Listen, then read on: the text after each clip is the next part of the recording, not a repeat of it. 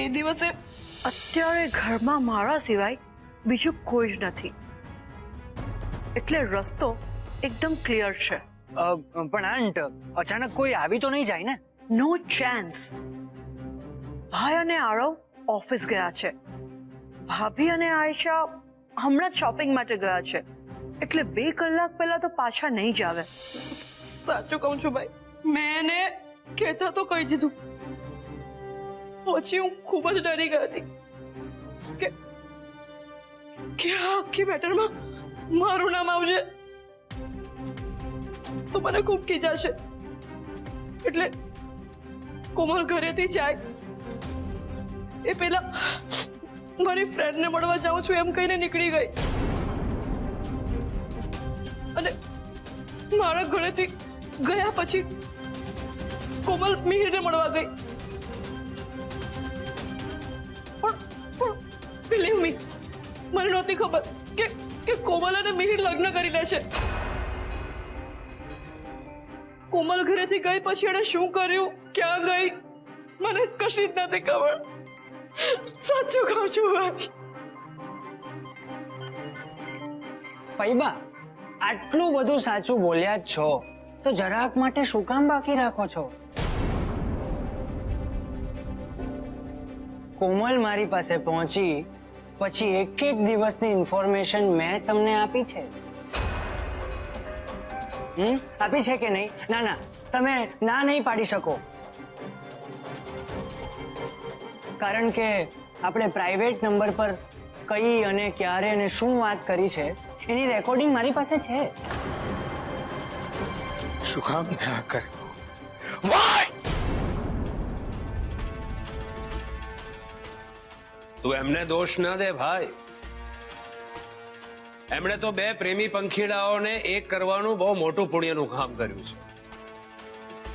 પણ અફસોસ, એમના આ પુણ્યએ અમારા પર મુકાયેલા આરોપોને ખોટા સાબિત કરી. જ્યારે ઘરના જ ઘાતકી નીકળે ત્યારે બારકાને શું દોષ આપવો? With all due respect to you, આ લોકોની રિક્વેસ્ટ સાંભળીને સર તમે અહીં આવ્યા, બધું સાંભળ્યું, જોયું, અને તમે નક્કી કર્યું કે તમે અમને એરેસ્ટ કરશો. પણ સિક્કાની બીજી બાજુ સાંભળીને આઈ એમ શ્યોર તમે તમારું ડિસિઝન બદલશો. અને સાહેબ, આ બધા ખોટા અને દંભી લોકો છે. હું તો ખુલ્લેઆમ એક્સેપ્ટ કરું છું ને કે મેં બદલો લેવા માટે આ બધું કર્યું છે. હા, મેં મારા દીકરાની ઓળખ છુપાવી, એ ગુનો છે, પણ એનાથી મેં કોઈનું આર્થિક નુકસાન નથી કર્યું, ના કોઈ માનસિક કે શારીરિક શોષણ કર્યું છે. અને અત્યારે હકીકત એ છે કે આમના ઘરની લાડકી એ મારા ઘરની વહુ છે. હું તો એને લઈને જ જઈશ. અને આમ કરતા મને ના આ લોકો, ના તમે, ના તમારો કાયદો કોઈ કશું જ નહીં કરી શકે. ધીમનભાઈ, તમે કંઈક તો બોલો. સોરી ભાભી, હવે મારે બોલવા લાયક કઈ રહેતું જ નથી. માન્યું કે એમણે એમના પોતાના દીકરાની ઓળખ છુપાવી, પણ એમણે કહ્યું એમ કે એમણે કોઈ નુકસાન પણ નથી પહોંચાડ્યું. એટલે એમના ઉપર મૂકેલ આરોપો જ્યાં સુધી સાબિત નહીં થાય ત્યાં સુધી હું કંઈ જ નહીં કરી શકું. અને આ કેસમાં માધુરીબેને ભજવેલા ભાગને ધ્યાનમાં રાખીએ તો એક વાત તો નક્કી છે કે આ તમારો અંગત અને પારિવારિક મામલો છે. એને તમારે અંદર ચર્ચા કરીને જ પતાવવો પડશે. આમાં હું કે કાયદો કંઈ જ કરી નહીં શકે.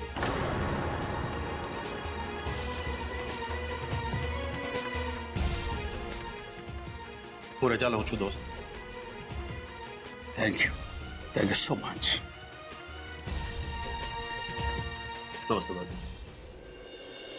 કોમલ કોમલ કોમલ, મારી વાત સાંભળ દીકરા, મારી વાત તો સાંભળ. થોડો વખત રોકાઈ જા, થોડો વખત. પ્લીઝ મને જવા દો ને. મેં ઓલરેડી મારા મમ્મા પપ્પાને બહુ જ ટેન્શન આપ્યું છે. હવે હું વધારે નથી આપવા માંગતી. હે ભગવાન, આ તો ઘરે જવા જીદ લઈને બેઠી છે, પણ મારે આને કોઈ પણ હિસાબે રોકવી જ પડશે. ચલો બોલાવો મારી પુત્રવધુને, ક્યાં સંતાડી રાખી છે? અને તમે મારા પુત્રને ટીપ આપીને બહુ હેલ્પ કરી છે, તો હવે છેલ્લી મદદ પણ કરી દો. તમને તો ખબર જ હશે ને.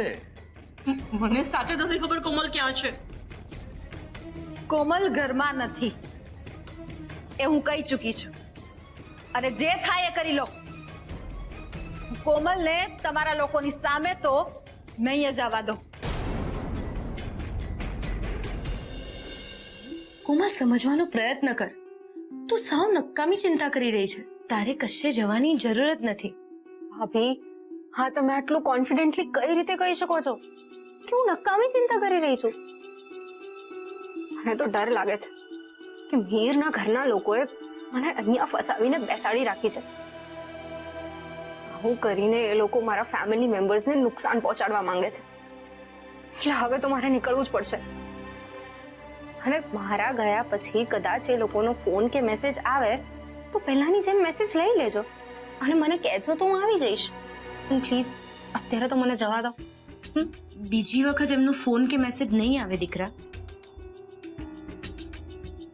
તમને કઈ રીતે ખબર કે એ લોકોનો ફોન કે મેસેજ નહીં જ આવે? કારણ કે પહેલી વાર પણ એમનો કોઈ ફોન કે મેસેજ આવ્યો જ નહોતો. યુ મીન ટુ સે કે એ લોકોએ તમને ફોન કર્યો જ નથી? ના, એ લોકોએ તમને કહ્યું જ નથી? એ લોકો તમારા ઘરે મને એકલા મળવા માંગે છે, પછી તમે મારા ઘરે આવીને મને અહીંયા શું કામ લઈ આવ્યા? તારી મમ્મીના કહેવા પર કોમલ. વોટ? મમ્માએ કહ્યું? પણ શું કામ? કારણ કે તારા મમ્મી તને સુરક્ષિત રાખવા માંગતા હતા. પણ ભાભી, હું મારા ઘરે પણ સુરક્ષિત જ હતી ને? ના કોમલ, તું તારા ઘરમાં સુરક્ષિત નહોતી. હા, તમે આટલું ખાતરીપૂર્વક કઈ રીતે કહી શકો છો?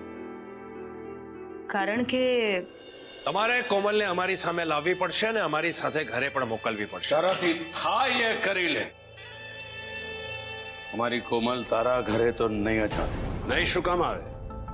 અત્યાર સુધી તો મારો પ્લાન પ્રોપર્ટીઝના પેપર્સ લઈને કોમલને લગ્નના બંધનમાંથી મુક્ત કરીને ભગવાન ભરોસે છોડીને જતો રહેવાનો હતો.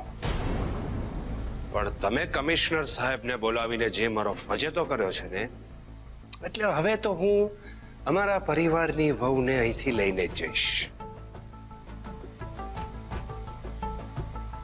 અને એટલું જ નહીં, હું મારા ઘરમાં એને નોકરાણી બનાવીને રાખીશ. મહેન્દ્ર! તું દીકરીનો બાપ છે, અવાજ નીચે. અને કોમલને તો અમે અહીંથી લઈને જ જઈશું, અને આમ કરતા મને કોઈ નહીં રોકી શકે, તમારા ઠાકોરજી પણ નહીં.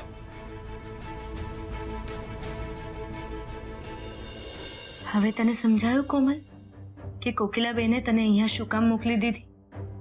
હા ભાભી, પણ મમ્માએ તમને બીજું શું કહ્યું?